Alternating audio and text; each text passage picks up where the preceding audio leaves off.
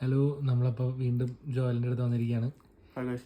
Joel turbo cinema കണ്ടിട്ട് വന്നിരിക്കുകയാണ്. നമുക്കപ്പോൾ അതിൻ്റെ റിവ്യൂ ജോയലിൻ്റെ അടുത്ത് വയ്ക്കാം. So Joel, Yeah. എങ്ങനെയുണ്ടായിരുന്നു? ടർബോ ഭയങ്കര ഈ ഹൈപ്പിനകത്തുള്ള സംഭവങ്ങളൊന്നുമില്ല. ഒരു തമിഴ് പടം, ലിറ്ററലി ഒരു തമിഴ് പടം നമ്മൾ കണ്ടെങ്ങനെയിരിക്കും അതുപോലൊക്കെ തന്നെയായിരുന്നു. ഓക്കെ. പടം തമിഴ് ഫാക്ടർ എന്ന് പറയുമ്പോൾ എന്താണ് കവി ഉദ്ദേശിക്കുന്നത്? തമിഴ് ഫാക്ടർ എന്ന് പറയുമ്പോൾ പടം തുടങ്ങി ഒരു 25 മിനിറ്റ് കഴിയുമ്പോൾ അവർ ചെന്നൈക്ക് പോകും. ഓക്കെ. പിന്നെ അവർ തമിഴ് പടാ ഫുള്ള് നമ്മളെ ആർട്ടിസ്റ്റുകളും സംഭവങ്ങളായിട്ട് ലിറ്ററലി ബില്ല കണ്ടിരുന്നു നീ? ഇതില് മറ്റേ ഈ ഗോഡ് ഫാദർ റെഫറൻസിൽ ബില്ല വെച്ചിട്ടൊരു സംഭവമൊക്കെ ഉണ്ട്. അതൊക്കെ നൈസാ. പിന്നെ മറ്റേ രാജ്ബി ഷെട്ടി സൂപ്പർ. പുള്ളിയുടെ വരവും സ്ക്രീൻ പ്രസൻസും ഒക്കെ സൂപ്പറായിരുന്നു. സ്റ്റോറി മൊത്തത്തില് ഒരു ഓക്കെ സ്റ്റോറിയും അതെല്ലാം നമുക്ക് പ്രഡിക്റ്റ് ചെയ്യാൻ പറ്റും. ഇന്ന് നടക്കും, ഇന്ന് ഇത് വരും. നമ്മൾ ട്രെയിലറും കണ്ടത് കാരണം പോലീസ് സ്റ്റേഷനിൽ പോകുമ്പോൾ ഓക്കെ ഇവർ ചതിക്കും. കാരണം ഇപ്പോൾ പോലീസ് സ്റ്റേഷൻ ഫൈറ്റ് വരാൻ പോവാണ്. പിന്നെ അവിടെ എത്തുമ്പോൾ അവർ ചതിക്കും. ഇങ്ങനെ വരുമ്പോൾ ഇനി ഇതങ്ങനെ വരക്കാൻ പോവുക. അങ്ങനെയൊക്കെ നമുക്ക് ക്ലീഷ എന്ന് പറഞ്ഞ കുറേ സാധനങ്ങൾ തോന്നും. പിന്നെ എൻ്റെ വേറൊരു മെയിൻ ഉള്ള ഫാക്ടർ എന്താണെന്ന് വെച്ച് കഴിഞ്ഞാൽ ഇടയ്ക്കിടയ്ക്ക് ഒരു നമുക്കിങ്ങനെ തോന്നുമല്ലോ, ക്ലീഷയായി, അപ്പോൾ അവർ പറയും ക്ലീഷയായി. പിന്നെ കത്തിയിലൊരു സീനുണ്ട്.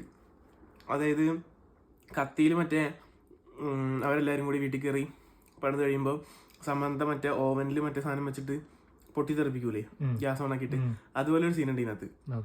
അത് കഴിഞ്ഞ് വരുമ്പോൾ ക്ലാസിക്.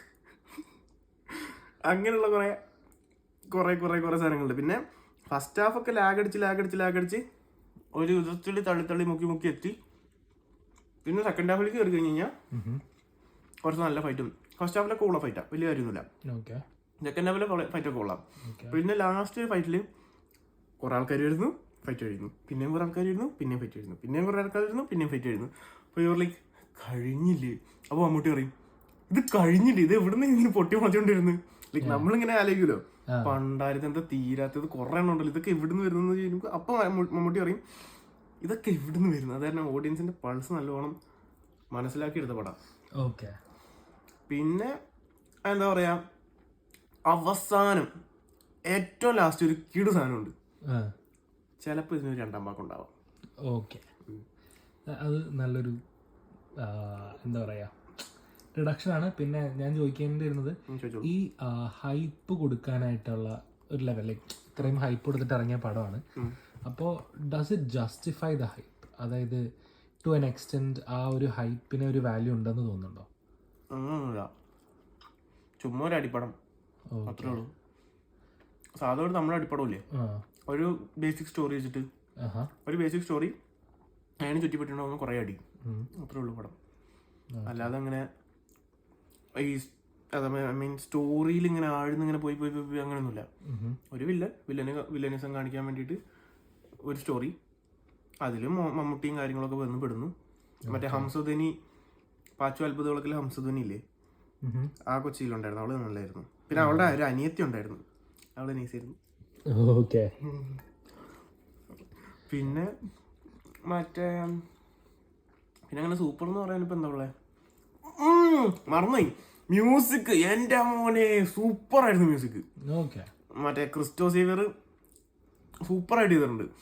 എന്താ പറയാ, ഒരു ട്രാൻസ് മ്യൂസിക് ഇല്ലേ, ആ ഒരു വൈബ് അങ്ങനെയല്ല, ഇതിന്റെ മ്യൂസിക്കിന്റെ ഒരു വൈബ് വന്നിട്ടുണ്ടായിരുന്നു. പിന്നെ അവസാനം പോരങ്കം പെരുങ്കാവടി മ്യൂസിക് ഭയങ്കര ടോപ്പായിരുന്നു. പടം പല സമയത്ത് മ്യൂസിക്കിനൊത്ത് എത്തിയില്ല എന്ന് പോലെ തോന്നിയായിരുന്നു.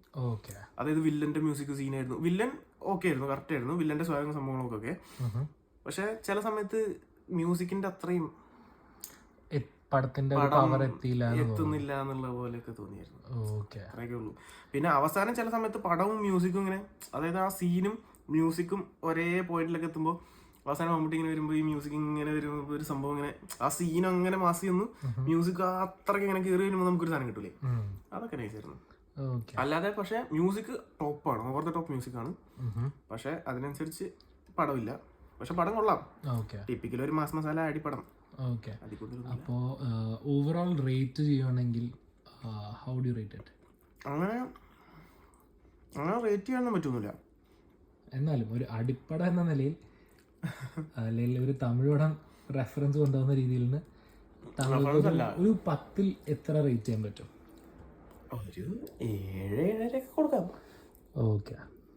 അപ്പോൾ തിയേറ്റർ വാച്ച് ആണോ അതെയോ? തിയേറ്റർ വാച്ച് ആണ്, because of the music. Okay.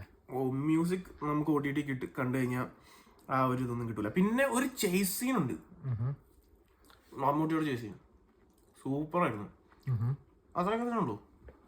Okay. ഈ മമ്മൂട്ടിയുടെ ചേസ് സീൻ കാണാൻ വേണ്ടി മാത്രം തിയേറ്റർ വേണമെങ്കിൽ പോവാം.